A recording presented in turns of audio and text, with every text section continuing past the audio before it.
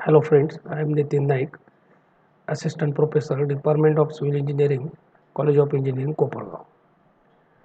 And I am here to start our discussion on engineering mechanics.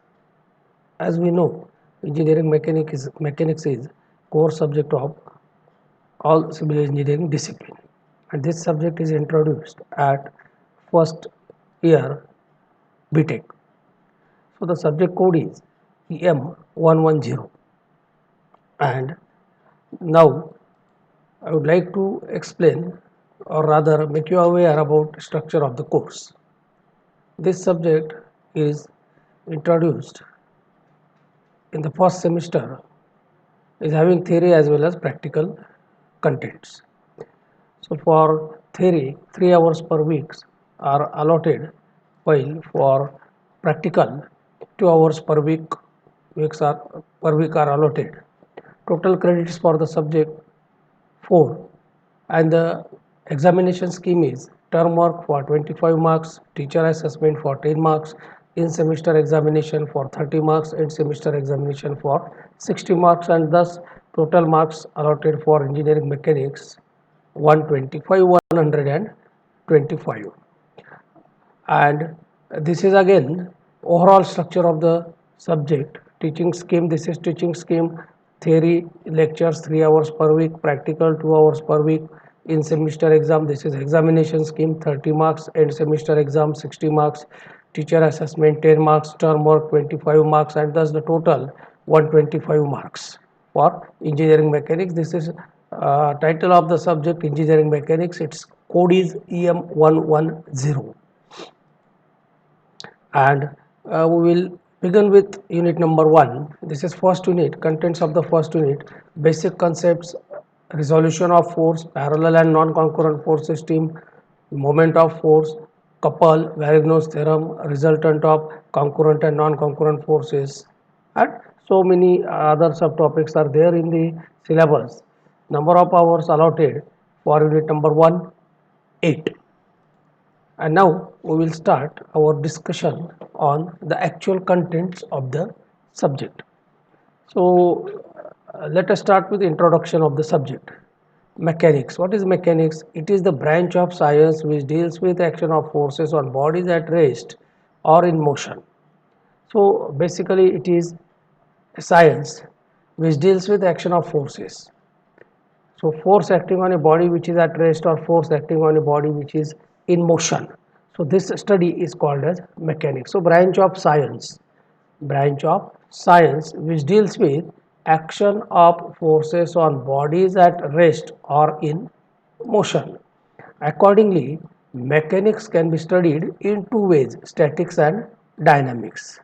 Now, what is mean by statics?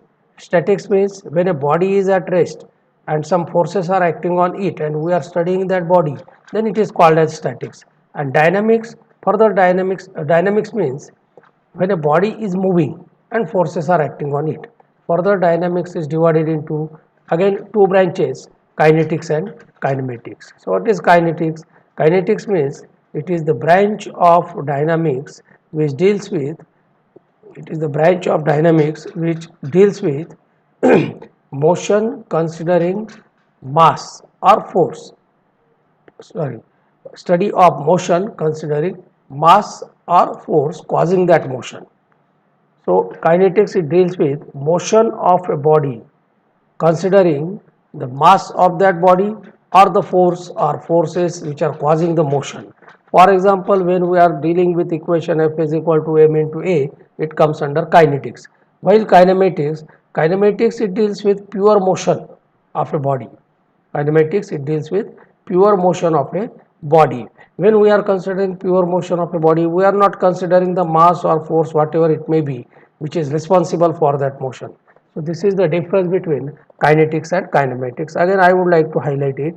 Kinetics, it deals with motion of a body considering mass or force or forces, while kinematics, it deals with pure motion of a body in which we are not considering mass or force causing the motion of a body. For example, using V is equal to U plus AT, basic equation. of dynamics. V is equal to u plus at. So while using this equation, we are not considering the mass of that object. Rather, we are describing the problem as a particle is moving. Particle is moving means particle is not having any mass, or that mass we are ignoring. But in kinetics, we have to consider mass of that object. So this is the difference between two branches. Now let us have a look over different basic terms which are related to engineering mechanics. So particle. Particle means it is a material point without dimensions. It is a material point without dimensions, but which contains definite amount of matter. Okay. So in practice we are calling as dust particles. Dust particles. So particles are not having dimension, but particles contain definite amount of matter in it. So this is definition of particle. While body, what is body? Body is a matter which is limited in all direction. Body is nothing but a matter which is limited in all direction, or an object which occupies definite space. For example, this concrete block is a body. It contains material, that is cement. This is cement block. It contains cement and the matter is limited in all direction, and this block will occupy some space if placed like this. It occupies some space, so it is a body. Now what is rigid body? A body which does not deform under the action of external forces or force. A body which does not deform under the action of external forces is called as rigid body. In practice, no body is perfectly rigid. It means that each and every body is subjected to deformation when some force is acting on it. So in practice, each body is, or every body deforms under the action of force. But in mechanics, we are considering, or we are assuming that the body which will be under consideration while studying mechanics is a rigid body. So rigid body is a body which does not deform under the action of external forces. In practice, no body is perfectly rigid, and hence rigid body is an imaginary concept. It is an imaginary concept, and the mechanics we are studying is called as mechanics of rigid bodies, because here we are ignoring the deformation of a body under the action of force, and hence the name mechanics of deformable body. At SY BTech level, for civil engineering as well as for mechanical engineering, we are studying mechanics of deformable bodies. So in that subject we will be considering, rather we are considering deformation of the object under the action of force or forces. So rigid body is an imaginary concept. Then scalar quantity. What is scalar quantity? Any physical quantity having magnitude only is called as scalar quantity, no direction. Any physical quantity having magnitude only is called as scalar quantity, or quantity which can be defined completely by its magnitude only is called as scalar quantity. Quantity which can be defined completely by its magnitude only is called as scalar quantity. For example, length. So while defining a length, we need not have to mention its direction. For example, we can say the length of this table is 1 meter. So here we are mentioning its magnitude only, we are not mentioning its direction. Similarly, mass. Mass is a scalar quantity. Mass of this particular object is 1 kg. So we are not mentioning its direction, but we are mentioning only magnitude. One is the magnitude. Kg is unit. Okay. So mass is scalar quantity. Time is a scalar quantity. Volume of this room is 100 meter cube. So we are mentioning its magnitude only 100. We are not mentioning its direction, or rather we need not have to mention the direction. So volume can be completely defined by its magnitude. So volume is a scalar quantity, area is a scalar quantity, speed is a scalar quantity. So these are the some of the examples of scalar quantity. Now vector quantity, any physical quantity which is having both magnitude and direction is called as vector quantity. And to define a vector completely, we have to mention its magnitude and direction. So this is the main difference between scalar quantity and a vector quantity. Any physical quantity which is having both magnitude and direction is called as vector quantity. To define a vector completely, we have to mention its magnitude as well as direction. For example, force. Force is a vector quantity. While defining a force completely, we will have to mention its magnitude as well as direction, which we will be discussing in due course of time. Velocity is a vector quantity. To define a velocity completely, we have to mention its magnitude as well as its direction. We cannot define velocity completely only by mentioning its magnitude. For example, a particle is moving with a velocity of 3 meter per second. So we are not defining the quantity completely. Here we have to mention its direction. Then only it can be completely defined. Okay. Weight is a vector quantity. So in practice we are making a statement like this. Weight of this object is 10 Newton. So here we are mentioning its magnitude. What about the direction? We know that weight acts in vertically downward direction. We need not have to mention here direction for weight, because we know that weight is a gravitational force. So thus weight is having both magnitude as well as direction, and hence it is a vector quantity. Now let us switch over to force. We are mainly concerned with force. In mechanics we are we are only mainly concerned with force. So what is force? Force is defined as an external agency. It is defined as an external agency which produces or tends to produce, destroy or tends to destroy the motion. So force is defined as an external agency which produces or tends to produce, destroys or tends to destroy the motion. It is a vector quantity and its SI unit is Newton. Force is a vector quantity, its SI unit is Newton or kilonewton. Now what is meant by unit Newton force? This is basic definition or basic term. Unit Newton force. Force required to produce an acceleration of 1 meter per second square in a body of mass 1 kg is called as unit Newton force. Force required to produce an acceleration of 1 meter per second square in a body of mass 1 kg is called as unit Newton force. We know the well known equation F is equal to ma. F is equal to ma. This is according to Newton's second law. Now force, right, left hand side is force, is equal to unit of mass is kg, unit of acceleration is meter per second square, and 1 kg 1 kg 1 meter per second square. So product 1 kg 1 meter per second square is called as 1 Newton, and thus unit Newton force is a force which is required to produce an acceleration of 1 meter per second square in a body of mass 1 kg.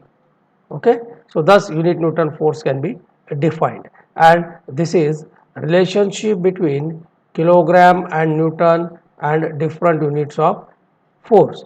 1 kg is equal to 9.81 Newton. One must know this relationship.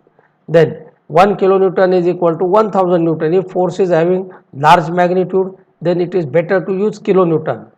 1 kilo means 1000. So 1 kilonewton is equal to 1000 Newton. 1 meganewton, mega means 10 to the power 6. 1 meganewton is equal to 10 to the power 6 Newton. 1 giganewton, 10 to the power 9 Newton. 1 teranewton, 10 to the power 12 Newton. Thus these are the different units which we can use for force depending upon its magnitude. Now characteristics of a force. So before discussing force, let us have a look over characteristics of a force. So since force is a vector quantity, and we know a quantity having magnitude direction is called as vector quantity, and hence the first characteristic of force is it has magnitude. It has magnitude. The second characteristic of force is it has direction. So what is magnitude? Magnitude means size of that force. What is direction? Direction means angle made by the force with some reference line. Okay. So first characteristic is it has magnitude. Second, it has direction. Third, it has sense. It has sense. Sense either push or pull. It has sense. And last characteristic is it has point of application. Point of application means point at which the force is acting. So these are the four characteristics of a force. So here with the help of this figure, I will explain you all the characteristics. Okay. Force, it has a magnitude. For example, a force is acting at point O and it is acting away from point O. So this is force. Now, if a force is having forces of 10 Newton, suppose force is of 10 Newton. So here 10 is magnitude of that force, means size of that force, and Newton is its unit. So force has magnitude. Magnitude means size of that force. So force has magnitude. Okay. It has direction. What is direction? Angle made by the force with some reference line. So here we are measuring angle made by this force with x-axis. With x-axis. So this is direction of the force. This is direction of the force. So it has direction. So to define a force completely, we must mention its magnitude and its direction. Both are necessary, otherwise we cannot define the force completely. It has sense, push or pull. Now here force is acting away from point O. Force is acting away from point O, means it is a pull type force. This force is pulling point O, pull type force. Okay. Or force may be a push type force. Push type force means a force which is acting towards the point.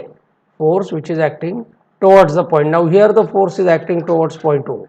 So force is acting towards the point, and this is push type force. This force is pushing point O, while here the force is pulling point O. So this is pull type force and this is push type force. So it has sense. It has point of application. Point of application means point at which force is acting. So here force is acting at point O. Here also the force is acting at point O. So these are the four characteristics of a force. So to define a force completely, we have to mention its magnitude, direction, sense and application. For example, now I will make one statement. A force of 10 Newton acting at and away from point O, making an angle of 30 degrees with x-axis. So here I am mentioning the force, I am defining the force completely. A force of 10 Newton, 10 magnitude, is acting at point of application O, at and away sense from point O, making an angle of 30 degrees direction with x-axis. So in this way we have to define a force completely using its magnitude, direction, sense and point of application. Okay. Now the next important principle in mechanics is principle of transmissibility. So first I will read the statement of principle of transmissibility. It states that the point of application of a force can be transmitted anywhere. Point of application of a force can be transmitted anywhere along its line of action within the body without changing its effect. This is important, without changing its effect. Okay. So it states that the point of application of a force can be transmitted anywhere along its line of action within the body without changing its effect. So let us discuss this figure. Now let us consider a force acting at point O, and this point, acting at point A, and this point is located on a rigid body. Rigid body means which is not subjected to deformation. Okay. So force is acting at point A, and this dotted line is line of action of the force. This dotted line is line of action of the force, means along this line force is acting. And now let us consider first figure only. Okay. So this is rigid body, this is line of action of force, and force is acting at point A. So on this line of action there are number of points on the line within the body. So there are number of points on this line within the body. So we can change the point of application from A to the second point, to the third point, to the fourth point, to the fifth point. but within the body and along the line of action of force. So here for simplicity we will consider only one point on the line of action of force, that point is B, and this point B is on the line of action of force and within the body.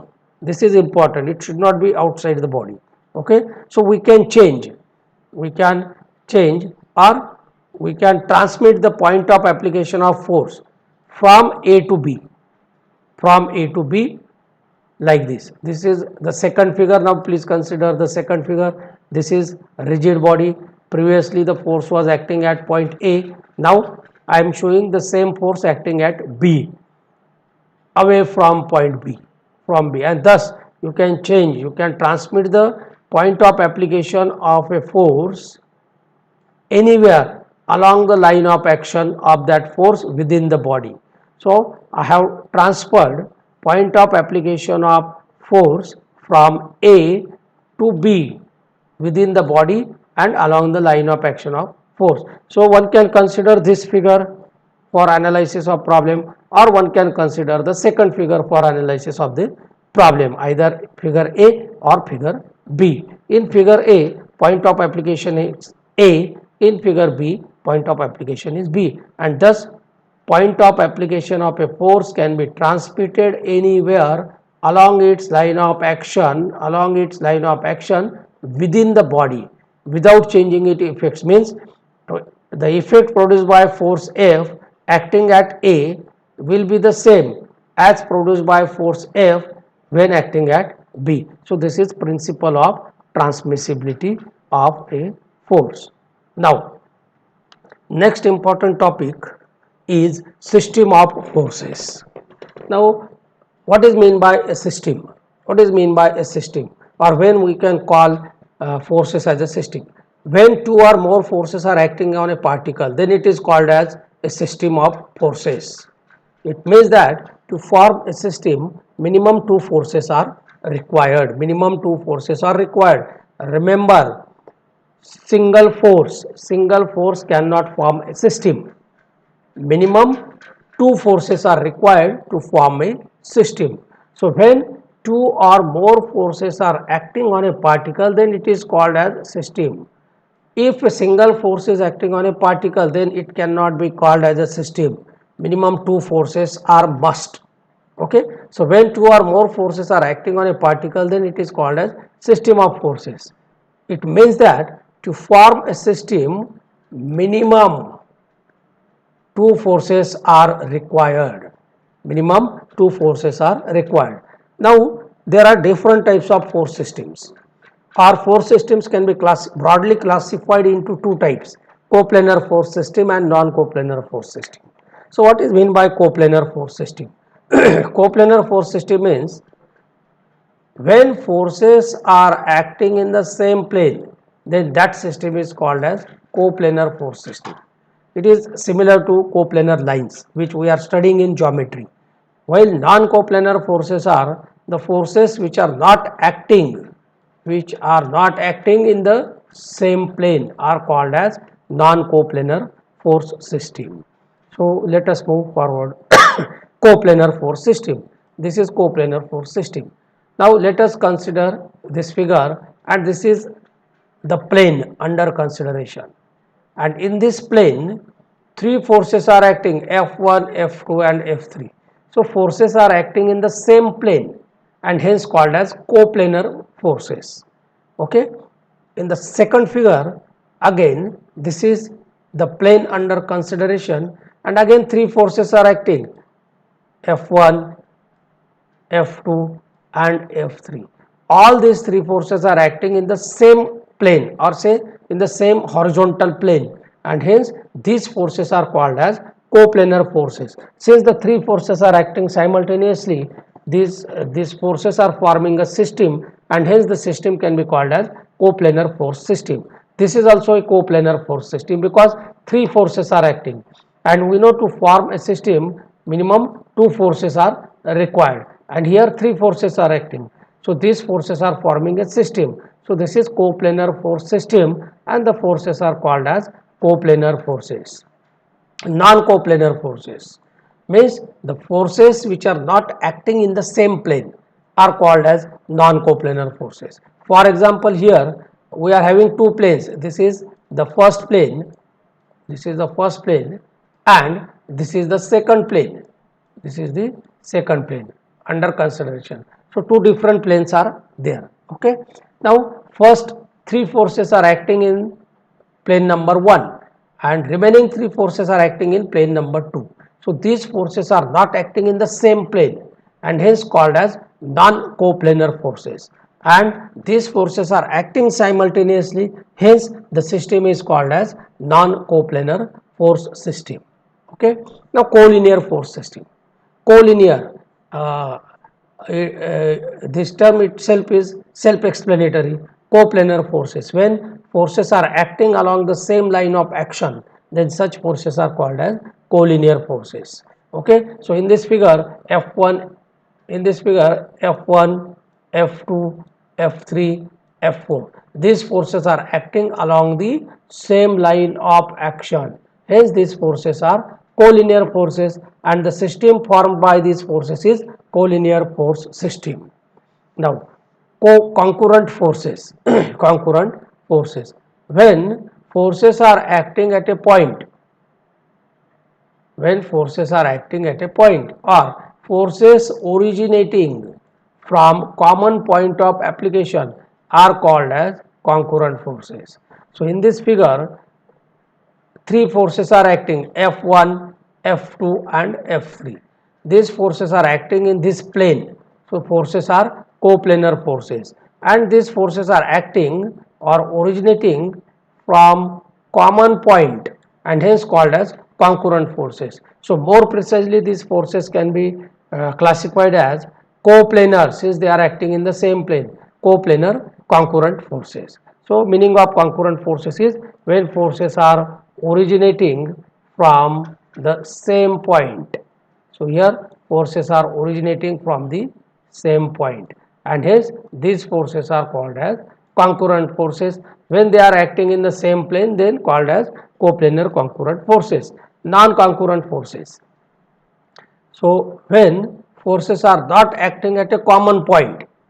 Okay. Now here these forces are not acting at a common point, then such forces are called as non-concurrent forces. So here this is force F1, this is a point of application of force F1, force F2 is acting at this point, force F3 is acting at this point. So each force is having its own point of application and hence these forces are called as non-concurrent forces. Okay. Now parallel forces, forces which are having their line of action parallel to each other are called as parallel forces. Okay. There are two types of parallel forces, like parallel forces and unlike parallel forces. So what is meant by like parallel forces? Forces which are parallel to each other and acting in the same direction are called as parallel forces, like parallel forces. So in this figure, first force, second force, third force, fourth force and fifth force, these forces are parallel to each other and they are acting in the same direction, hence called as like parallel, parallel and acting in the same direction, like parallel forces. While in the second figure, again there are parallel forces, all these forces are parallel to each other, but some forces are acting to this direction while the second is acting to this direction, third is acting to this direction, fourth is acting to this direction, fifth is acting to this direction. So they are not acting in the same direction, but they are acting in the different directions or opposite directions, hence such forces are called as unlike parallel forces. So this is all about the basic things or terminology related to our first unit. Now in the forthcoming lectures we will be discussing how to determine resultant of different force systems, how to calculate the resultant, what is the meaning of resultant, what are the different methods, which we can use to calculate the resultant. So all fundamentals must be known before starting the process of finding the resultant. So in the forthcoming lectures we will be discussing about different methods, graphical methods, analytical methods for finding the resultant, what is the meaning of resultant and so on. Okay.